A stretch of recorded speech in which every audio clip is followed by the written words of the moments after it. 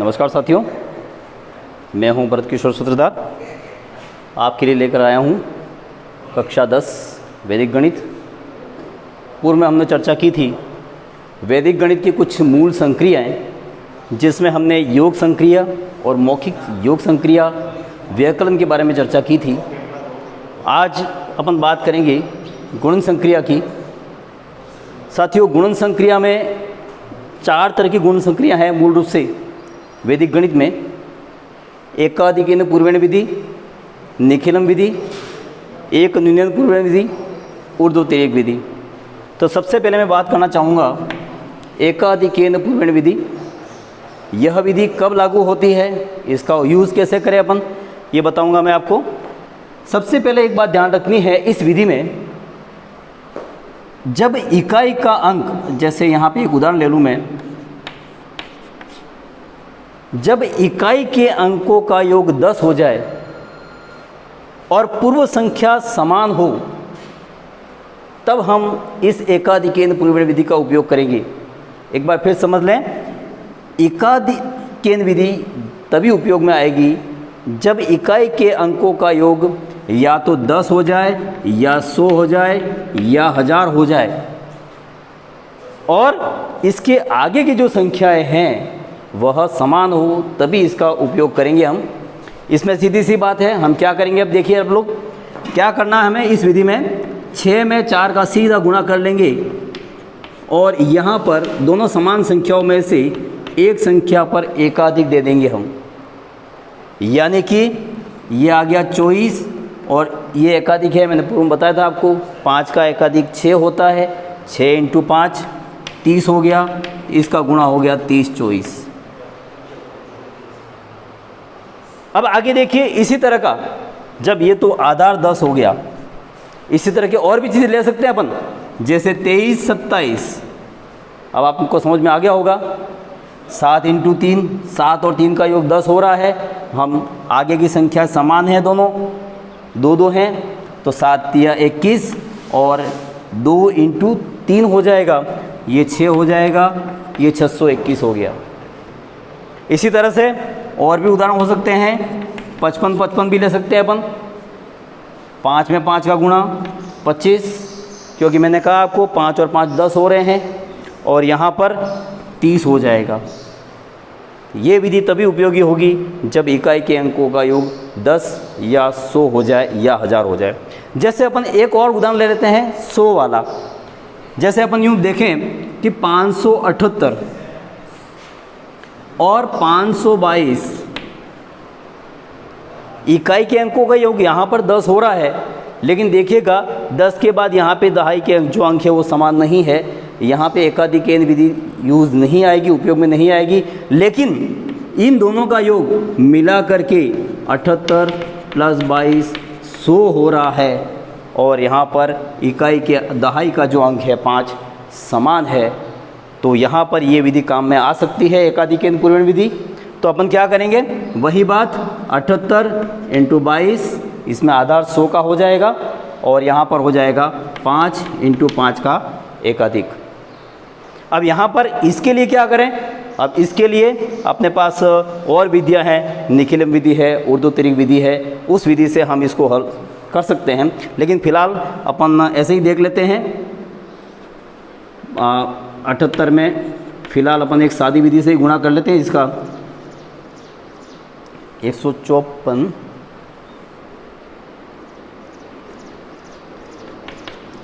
ऐसे ही कर लेते हैं अपन।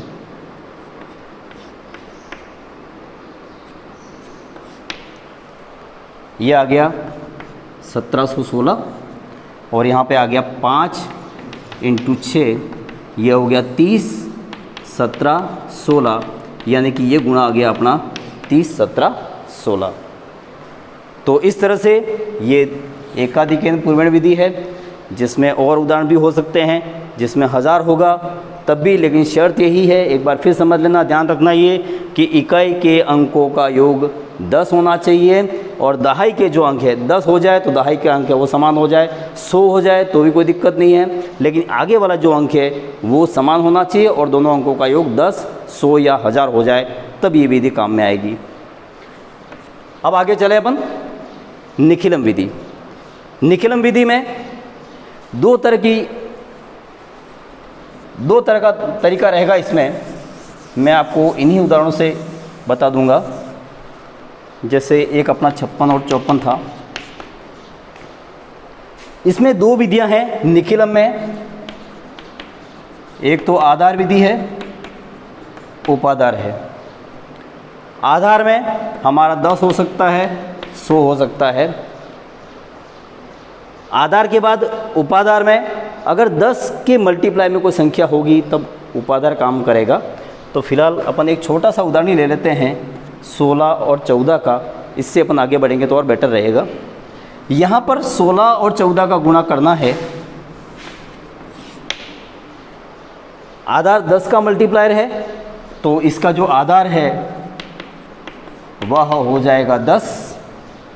उपाधार नहीं होगा क्योंकि 10 का मल्टीप्लायर नहीं है। लेकिन यहाँ पे विचलन है। विचलन यहाँ पे दोनों का लिख लेता हूँ मैं भले।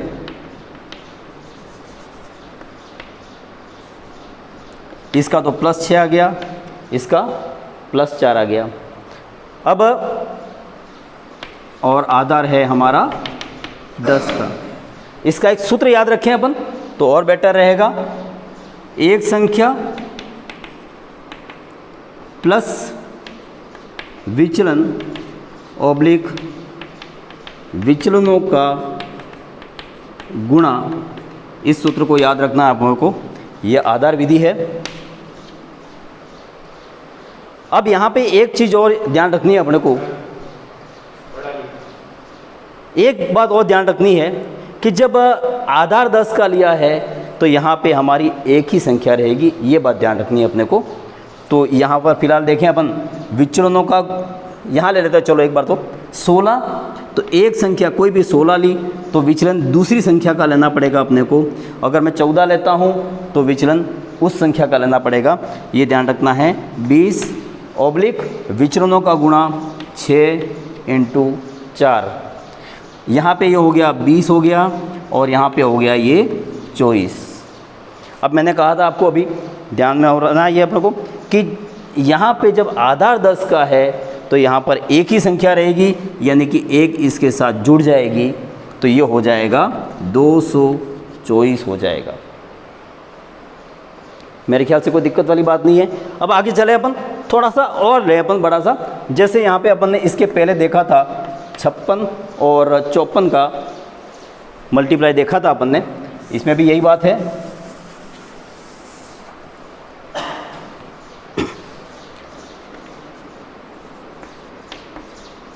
यहाँ नीचे लिख देता हूँ मैं। समझे यहाँ पे इसका आधार क्या रहेगा? आधार तो 10 ही है। मैं अब उपाधार विधि बता रहा हूँ आपको। आधार 10 ही है लेकिन इसका उपाधार जिसको मल्टीप्लाई करने से वो संख्या बनेगी वो होगा 5। लेकिन दोनों का जो विचलन है वह इसका तो +6 है, इसका +4 है। अब अपन आगे चलें। मैंने जैसा बताया आपको अभी कि जब उपाधार है तो अपने को एक ही काम करना है। यहाँ पे सूत्र में थोड़ा सा अंतर है। ये है उपाधार अंक इंटू, यानी कि उपाधार अंक जो हमारा है उसका गुणा करना है बाद में। तो उपाधार अंक इंटू एक संख्या प्लस दूसरी का विचलन और विचलनों का गुणा। समझे अपन?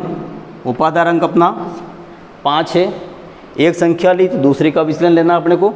तो 56 + 4 और यहाँ पे विचलनों का गुणा 6 × 4। ये 2 खंड बनेंगे इसके। यहाँ भी यही बात है। जब आधार हमारा 10 का है तो यहाँ पे एक ही संख्या रहेगी। ये ध्यान रखते हुए अपने चलना है अपने को।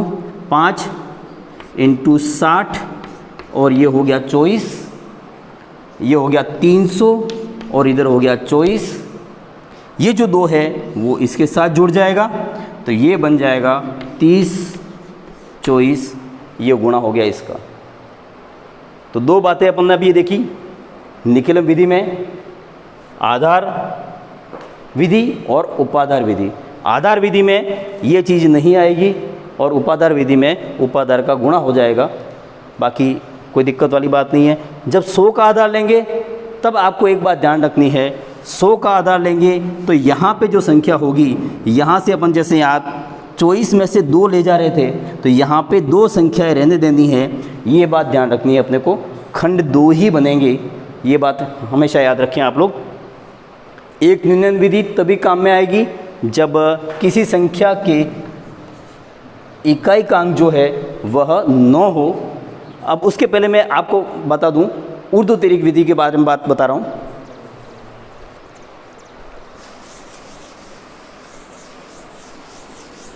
ऊर्ध्वतिरिक्त विधि, इसमें खंड बनते हैं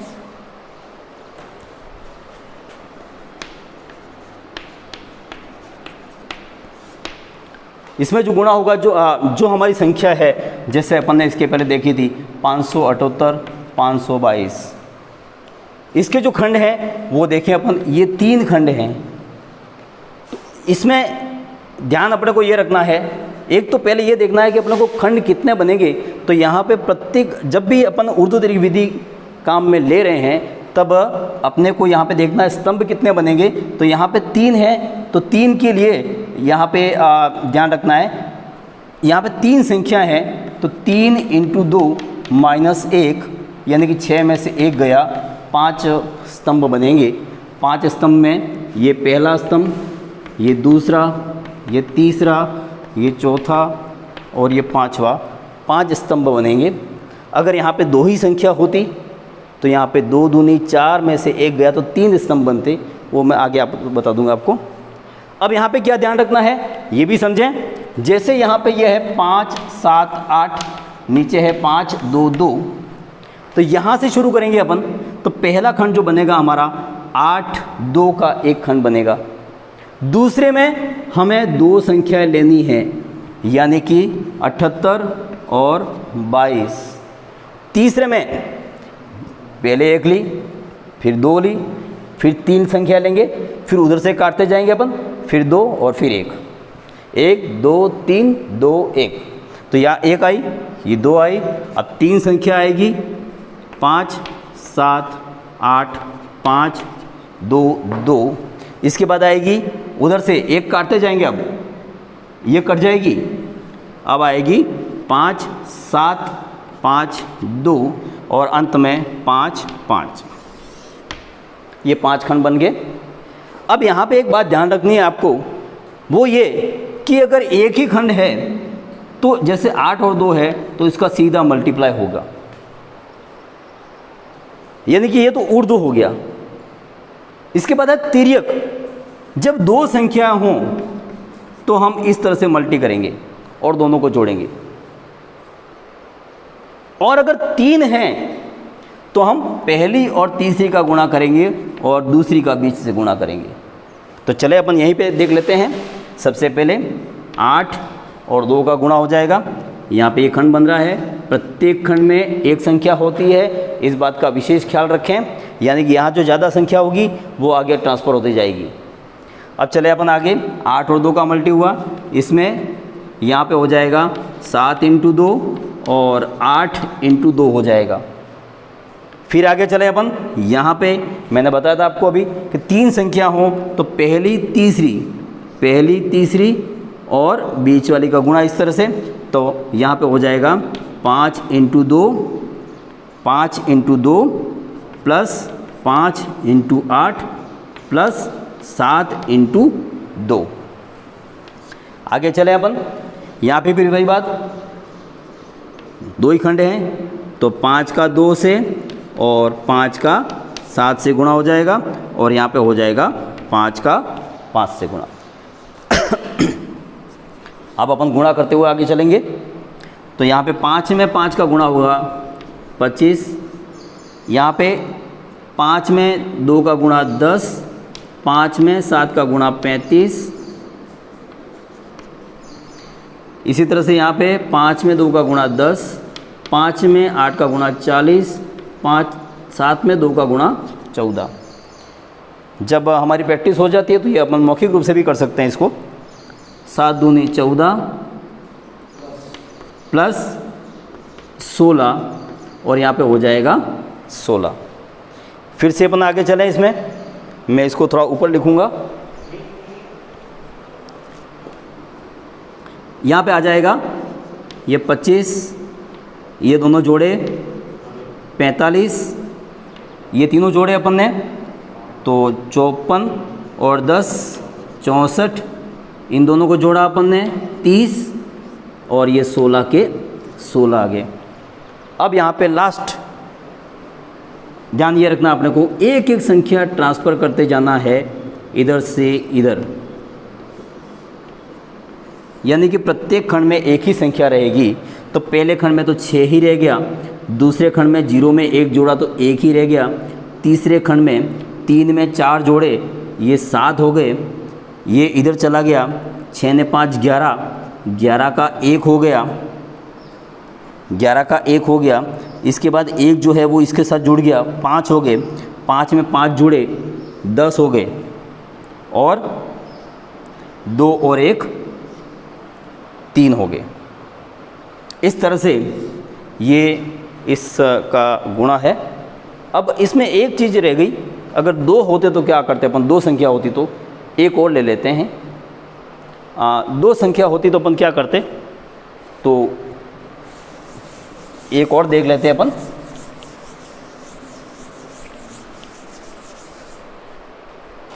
जैसे छोटी छोटी संख्या कोई भी ले लें अपन, 43 35 ले लेता हूँ मैं। इसका कैसे करें अपन, तो मैंने बताया था आपको अभी कितने खंड बनेंगे, इसमें बनेंगे 3 खंड बनेंगे, ये ध्यान रखना है अपने को। पहले खंड में आएगा 3 5 आएगा, दूसरे खंड में 4 3 3 5 आएगा, तीसरे खंड में 4 3 आएगा।